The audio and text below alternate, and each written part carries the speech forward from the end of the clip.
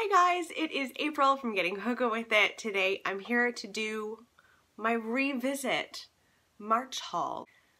So this is the kind of video where I go back an entire year and I look at all of the books that I bought in that month. I pick one of them and I throw it onto my TBR. So we're looking at March 2018 at this point. I had 25 books that I had bought, and I have to go through them all, so let's get into it.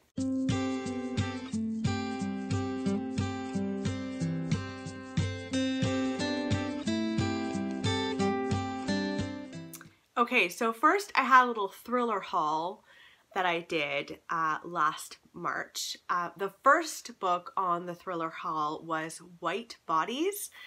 This is a story, first of all, I haven't read it. I still have it on my shelves though. So this is a story about a pair of sisters. One of the sisters starts dating this man. The other sister thinks is up to no good. She thinks he might be actually abusing her sister, and she gets involved, and I don't think it goes well. So I haven't read that one. The second book that I got for the thriller haul is He Said, She Said. This is such a big book and I'm surprised I haven't read it yet. This is about two people who are kind of obsessed with, I think, solar eclipses, and they go and travel around the world to see them. And one day when I can't remember what country they're in trying to look at the solar eclipse, they witness a woman being, I think, assaulted by a man. And they get involved, they regret it, and they're like on the run essentially because people are after them. Sounds really weird, but it was a huge hit. The next one is Truly Madly Guilty by Liane Moriarty, and this takes place at a barbecue. Again, it's kind of got Big Little Lies vibes. It all happens at one event and there are parents and their kids involved. And it sounds like in this one, none of them really hang out or they're not very close, and yet they go to this barbecue together, like kind of out of obligation. And something terrible happens, everything goes wrong. So I again, with Liane Moriarty, she doesn't really strike me as major thriller writer. She's more of a contemporary writer with a mystery angle thrown into all of her books. Haven't read that one. Magpie Murders, I did read. It was just okay from me and I donated it. The Kind Worth Killing is supposed to be so good. It is about a man who meets a woman at an airport. They're about to depart on their flights. They have a drink together and he kind of says casually that, oh my god, my wife, she's driving me nuts, I'd love to kill her. And then the girl is like, yes, let's do that. And then like it's this cat and mouse game. He feels completely pressured and she just puts herself into his life. I think it's a woman who does that, if I'm not mistaken. The next one is The Ruins. And this is about couples who, well, first of all, isn't a thriller, it's horror. But it's about couples who go on this big long hike, I think, and they start seeing ruins, and I don't think many of them survive it. Like, it really tests their relationships, and I think some really creepy, horrifying stuff goes down. And the last one is Lie to Me by J.T. Ellison. This one, if my memory is serving me well, is about a woman who finds out that her husband has died on a flight that he shouldn't have been on. I could be completely wrong about this, but this is just, that's my memory of it. Let me know in the comments below if you've read that and you're like, no, you're completely wrong, because that's possible. But those are all of the thriller books I bought last March. Then I did like a just normal March haul. I think I did 2 March hauls, yeah. in March. So number 1, I bought Saving Fish from Drowning by Amy Tan. I don't remember the premise of this in any way, shape, or form. I also bought Between Shades of Grey by Ruta Sepetys. I did not like it at all. It made my worst books of 2018, I'm sorry to say. I mostly know it's because it's YA and I struggle with YA almost all of the time. So if you like YA, you might enjoy it, but it really upset me. I just really didn't like it. So I read it, obviously, and I also donated it because I didn't want it in my life. The Valley of Amazement is the next one, and I think this is Amy Tan, and it follows 2 perspectives in 2 different timelines. She often does that in her books. One of them, we're following a woman who is forced to become a courtesan, and she has to learn the art of it. She has to learn how to make money, how to be successful at being a courtesan. We also follow her daughter, Violet, a few years later, and her life. So that book sounds really cool and interesting. Next is Watership Down. I got the most beautiful cover of this, and it is a classic that I still have not read, and I should read that at some point. It's a necessity. Tangerine is next. As you know, I loved this book. It made my top books of 2018. I read it, loved it. I will never part with it. I just loved it so much. So gothic, so creepy. It's I wouldn't classify it as a thriller. It's more gothic fiction about 2 women and their very tense relationship. The Cabin at the End of the World was next. I got some good books in March. I'm proud of myself. I read this and loved it. It also made my top books of 2018.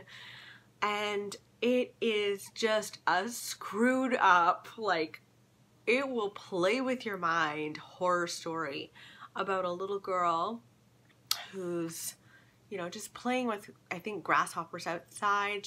Her 2 dads they've rented a cottage, and this really big creepy man comes up to her and starts talking to her, and soon many more people join him, and they're trying to get into the house, and they're like, we're not going to hurt you, we just want your help to save the world. That is not for the faint of heart, but so good. I also got Unbury Carol, which I read, was disappointed by because it was much more of a Western than a horror book at all, so I donated that. That was another, like, unfortunately lowest book, like most disappointing reads in 2018. And then the last one is Let Me Lie. I think Penguin Random House sent this to me kind of randomly, and it's a Claire McIntosh. I think it's her latest book, and it's about a woman who is a new mother. She has a newborn daughter. Her parents both died very suddenly. The police have said that it was a suicide. Both of them committed suicide, and she just doesn't think that's so, and she dives into it. Okay, so moving on to my second part of my March haul. So March haul part 2. I bought I Know Why the Caged Bird Sings by Maya Angelou. I read this and really enjoyed this. This is a classic that I'm just so glad I read. I also listened to it on audiobook because it's read by Maya herself. And if you know anything about her, I mean, she has an unmistakable, amazing voice. I just adore her. I adored her very much. So I loved that. I also got The Cat's Table. And this is about a little boy who is moving from England, I think, to America or something. I think it might be in World War II when people were sending their kids away. If I'm not mistaken, either that or he's orphaned, and it's about the children that he meets, the people that he meets on this little boat. It sounds really interesting. Very short as well. Loving Frank was next. Now, I donated this. This is about an affair that Frank Lloyd Wright has. I don't really like reading about affairs. I don't find them interesting. I just get mad at everybody in it. So I donated it. It didn't work for me. I think my mom read it and kind of felt okay about it. The Seven Dials is an Agatha Christie mystery, which I have not read yet. Her Pretty Face was sent to me kind of randomly by Simon & Schuster Canada. It's supposed to be really, really good about this group of moms and this one kind of outcast mother who has placed her son into this kind of elite school, and everybody ignores her except this one woman who's very kind to her. And you know from the get-go that one of these two women is actually a murderer and is hiding her true identity, but you don't know which one it is. So it does sound like so much fun, just trying to come to the bottom of what's going on. The Fire by Night is World War II, and I believe we're following women during the war. We're following them, I think, in roles where they're like actively in duty. I think many of them are nurses, and it follows their stories. Born a Crime is Trevor Noah, who I adore. I was meaning to read this in February and I just never got to it, but it is his autobiography about living in South Africa and being raised in South Africa by a black mother and a white father, having a relationship that was interracial was completely illegal, and so he was born a crime. I can't imagine, it really wasn't so long ago here as well that this was the case, and even more recently in South Africa, and it just still blows my mind that we can be so awful to each other. The Reader is up next, and this is it's post World War II about, I believe, it's about a relationship between an older woman and a younger man that should not be happening. And we learn that the older woman was involved somehow or another with the Nazi Party. That sounds intense, but it's also very short. Maybe in Another Life is Taylor Jenkins Reid. I don't really remember anything about it, but I've been collecting her after I read Seven Husbands of Evelyn Hugo, which I just loved. So that's another one. The Boys in the Boat is the last book that I have to share with you, and this is a nonfiction book about, I think, an Olympic rowing team during World War II and their experience together. Okay, so I am really proud of myself. I bought 25 books. I've read 6 of them. I've donated 4 of them, and so the books left on my TBR are 18, which for me, I made a really good dent in those books. So I feel good already going into it, but now I have to pick a book. And I have 2 that are calling out to me. Very different vibes, like really. The first one is Let Me Lie by Claire McIntosh. Now, I don't know if the reason that this one is calling out to me is because we're like right in the middle of Thriller-a-thon and I'm feeling thrillers. So I don't know if I'm going to be too tired of thrillers by the end of it to want to pick this up, but just the storyline, the idea of being a new mom, missing your mom, and feeling like her death was totally wrong, that she didn't commit suicide, that like maybe she was murdered. Like, you wouldn't be able to sit with that, would you? So it does sound really, really interesting. The other one that is a contender for me is a chunker. Of course it is. It's me. The Valley of Amazement. I always seem to challenge myself. When I'm doing this video in particular, I seem to pick really big books, and I don't know what that's about, but this one is the one about the two women, a mother and a daughter story, told in two different timelines, and the mother was a courtesan, and it just sounds really good. You know, I don't want to compare it. I don't want to compare it to Memoirs of a Geisha, and yet that's kind of the vibes that I'm getting, and I'm a bit worried if I choose this, I will learn that it's nothing like Memoirs of a Geisha and be upset. That said, Amy Tan is a brilliant writer. I know I'm safe in her hands.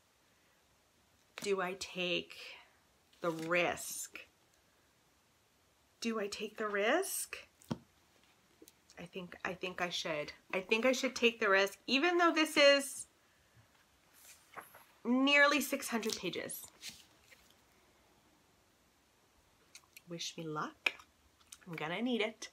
I'm going with The Valley of Amazement. Okay, so those were the books that I picked up in March of 2018. Were you hoping that I would pick up The Valley of Amazement? The Valley of Amazement. Were you hoping I'd pick this one, or was there another book on the list that you were like, oh, get that one? Because I am interested. I always want to know, like, which ones you guys have read that you really loved, because it helps me. It does move things on my shelves, even though I have so many books. Anyway, bookish problems, right? Okay, I hope that you guys have an amazing day. Thanks so much for watching, and I will see you very soon. Bye, guys.